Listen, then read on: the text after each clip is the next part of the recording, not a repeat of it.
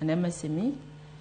And yes, we are in Kisumu preparing for the Dala edition, which we have dubbed as Enigma edition, where over 8,000 youth beneficiaries drawn from the 105 wards across Siaya County, Homa Bay, and Kisumu County will be receiving the first tranche of the startup capital after having undergone training of the mandatory training of 4 days, and then they'll be ready to start their journey for business. So we are very happy to host them and to support them. On Monday, we'll be talking to them, inspiring them.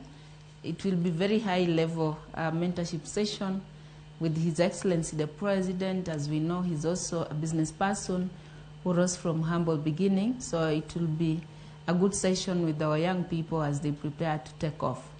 So we're here in Dala, and we know this is going to be big, and it will be bigger probably than what we have experienced so far across the country.